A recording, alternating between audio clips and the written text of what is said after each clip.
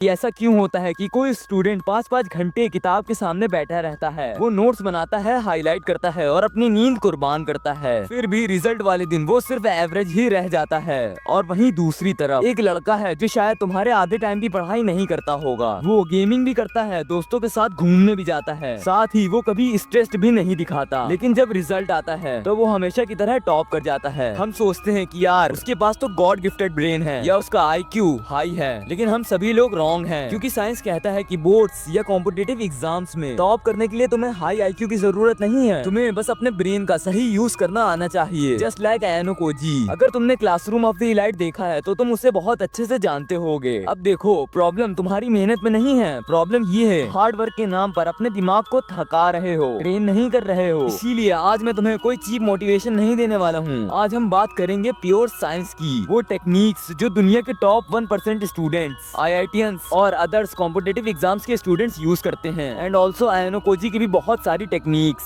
जो तुम्हारी पढ़ाई में सबसे ज्यादा हेल्प कर सकती हैं। इसीलिए अगले कुछ मिनट के लिए मेरे साथ आराम से बैठ जाओ और मैं तुमसे प्रॉमिस करता हूँ कि इस वीडियो के बाद तुम्हारा पढ़ाई करने का नजरिया ही पूरी तरीके से बदल जाएगा। Chapter 1, the illusion of competence. सबसे पहली और सबसे बड़ी गलती जो 95% स्टूडेंट्स करते हैं, इसे साइकोलॉजी में कहते हैं द इल्यूजन ऑफ कॉम्पिटेंस। ध्यान से सुनना, क्योंकि ये तुम्हारी सारी मेहनत पर पानी फेर सकती है। जब तुम बार बार अपनी टेक्स्ट बुक रीड करते हो या अपने नोट्स को बार बार हाईलाइट करते हो तो तुम्हारे दिमाग को एक सिग्नल मिल जाता है कि हाँ, ये तो मुझे आता है, ये लाइन तो मैं पढ़ चुका हूँ। तुम पेज पलटते जाते हो और सब कुछ स्मूथ लगता है, तुम्हें लगता है कि तुम सीख रहे हो, तुम याद कर रहे हो, लेकिन ये एक धोखा है। असल में तुम्हारा दिमाग सिर्फ उस इंफॉर्मेशन को रिकॉग्नाइज कर रहा है, रिकॉल नहीं कर रहा। रिकॉग्नाइज करने में और याद करने में जमीन और आसमान का फर्क है। अगर तुम आयानो कोजी जैसे कैरेक्टर्स को ऑब्जर्व करते हो तो वो कभी भी पागलों की तरह रट्टा नहीं मारते, ना ही वो पूरी किताब को कलर करते हैं, यानी कि याद करते हैं। अब तुम पूछोगे व्हाई? क्योंकि उन्हें एक बेसिक रूल पता है, reading is passive, learning is active. जितनी बार तुम नोट्स को रीड करते हो तुम्हारा दिमाग स्लीप मोड में चला जाता है, तुम कंफर्टेबल फील करते हो, और यही सबसे बड़ा ट्रैप होता है। पढ़ाई कंफर्टेबल होनी ही नहीं चाहिए। न्यूरोसाइंस का एक सिंपल रूल होता है, learning happens when it feels hard. सोचो, तुम जिम गए हो, अगर तुम वहाँ जाकर 2 किलो का डंबल उठा रहे हो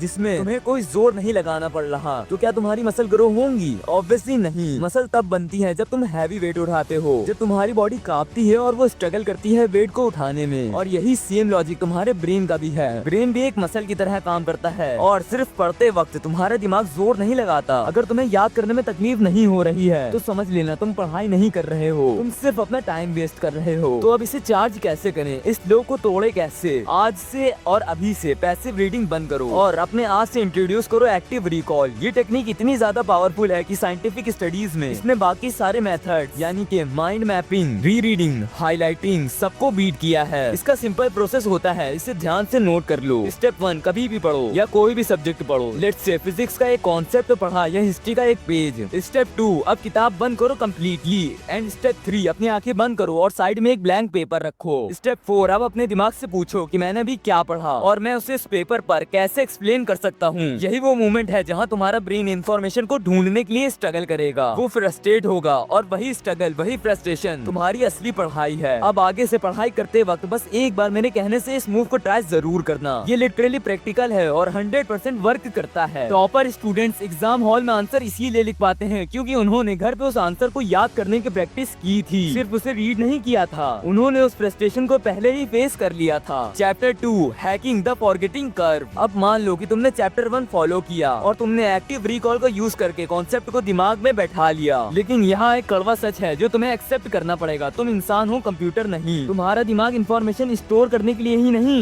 बल्कि इंफॉर्मेशन को डिलीट करने के लिए भी डिजाइन हुआ है। साइंस कहती है कि जब तुम कोई नई चीज सीखते हो तो अगले 24 घंटे के अंदर तुम उसका 70% भूल जाते हो और एक हफ्ते बाद सिर्फ 10% या 20% ही याद रहता है। इसी वजह से एग्जाम की एक रात पहले रट्टा मारने वाले स्टूडेंट्स फेल हो जाते हैं या बस एवरेज रह जाते हैं, और इस फिनोमेना को कहते हैं the Ebbinghaus forgetting curve. 19th century में एक जर्मन साइकोलॉजिस्ट हार्मन एम्बलिगस ने ये प्रूव किया था कि मेमोरी वक्त के साथ एक्सपोनेंशियल रेट गिराती जाती है, यानी कि वक्त के साथ याद रखने की पावर कम होती जाती है। तो अब सवाल ये है कि इसे रोका कैसे जाए? क्या कोई तरीका है जिससे हम इस डिलीटिंग प्रोसेस को इंटरप्ट कर सकते हैं? तो इसका जवाब है हाँ, और इस टेक्निक का नाम है स्पेस्ड रेपुटेशन, जिसे ज्यादातर स्टूडेंट्स जानते होंगे बट वो इसे गलत तरीके से यूज करते हैं। ज्यादातर स्टूडेंट्स गलती ये करते हैं कि वो एक ही दिन में एक सब्जेक्ट को 5 घंटे पढ़ते हैं और फिर अगले 10 दिन तक उसे छूते तक नहीं है, और ये सबसे ज्यादा गलत तरीका है। ब्रेन को चीजें तब याद रहती हैं जब उसे बार बार याद दिलाया जाए, लेकिन एक स्पेसिफिक टाइम गैप के साथ। तो अब तुम पूछोगे कि स्पेस्ड रेपुटेशन को अप्लाई करने का प्रैक्टिकल फॉर्मूला क्या है, तो इसे हम कहेंगे द 137 रूल। इसे ध्यान से सुनना, ये तुम्हारा रिवीजन शेड्यूल बदल देगा। Step 1, immediate review.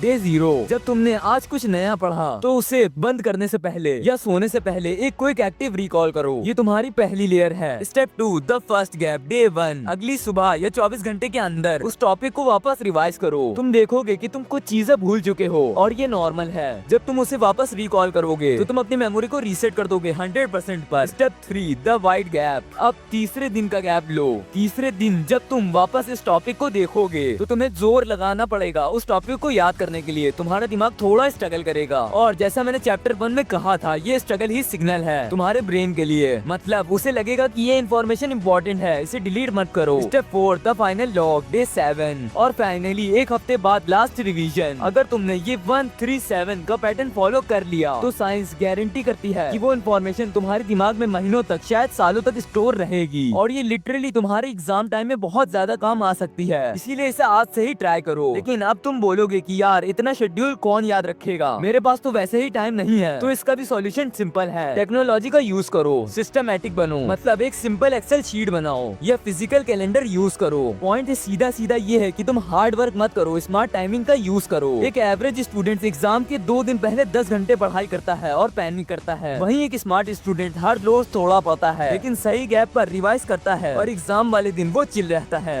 लेकिन ये सब तभी काम आएगा जब तुम्हारा फोकस शार्प हो। अगर पढ़ते वक्त तुम्हारा दिमाग 10 जगह भटक रहा है तो ना ही तुम एक्टिव रिकॉल का यूज कर पाओगे और ना ही स्पेस्ड रेपुटेशन का। इसीलिए अगला चैप्टर ध्यान से सुनना। Chapter 3, the dopamine war. सच बताओ, क्या कभी ऐसा हुआ है कि तुमने सोचा हो कि बस 5 मिनट रील देख लूं, फिर पढ़ूंगा, और वो 5 मिनट कब 2 घंटे बन गए तुम्हें पता भी नहीं चला। जब तुम फोन रख कर फाइनली बुक खोलते हो तो अचानक पढ़ाई की दुनिया सबसे ज्यादा बोरिंग चीज लगने लगती है। तुम्हारा दिमाग चीख चीख कर कहता है कि वापस फोन उठा लो। तुम्हें लगता है कि ये लेजीनेस है, तुम्हें लगता है कि तुम्हारे अंदर डिसिप्लिन की कमी है, लेकिन तुम गलत हो। ये डिसिप्लिन की कमी नहीं है, ये न्यूरोकेमिस्ट्री का खेल है, और इस केमिकल का नाम है डोपामिन। डोपामिन वो केमिकल है जो तुम्हें प्लेजर फील कराता है, ये तुम्हें किसी चीज के लिए इंस्पायर करता है। प्रॉब्लम ये है कि तुम्हारा फोन, सोशल मीडिया और वीडियो गेम्स ये सब हाइपर स्टिमुलेट हैं। ये तुम्हारे दिमाग में बाल की तरह डोपामिन रिलीज करते हैं। जब तुम 1 घंटे तक रील्स स्क्रॉल करते हो तो तुम्हारा डोपामिन लेवल बहुत ही ज्यादा हाई हो जाता है। पढ़ाई एक लो स्टिमुलेशन एक्टिविटी है, इसमें डोपामिन धीरे धीरे और कम रिलीज होता है। तो जब तुम हाई डोपामिन यानी कि रील्स से लो डोपामिन यानी कि बुक्स पर शिफ्ट होते हो तो तुम्हारा ब्रेन उसे रिजेक्ट करने लगता है। उसे लगता है कि इसमें तो मजा ही नहीं आ रहा है, बस मैं 10 मिनट फोन देख लूं। और ऐसा इसीलिए होता है क्योंकि तुम्हें फोन देखने से बहुत ही हाई अमाउंट में डोपामिन मिलता है, एंड इसीलिए इसमें इवन तुम्हारी विल पावर भी काम नहीं करती। तो अब तुम पूछोगे कि सोल्यूशन क्या है, फोन फेंक दें या सन्यासी बन जाएं? तो मेरे भाई नहीं, इसका एक प्रैक्टिकल एग्जांपल मैं तुम्हें बताता हूँ जो है डोपामिन रीसेट। इसे हम कहेंगे द 10 मिनट्स बॉर्डम रूल।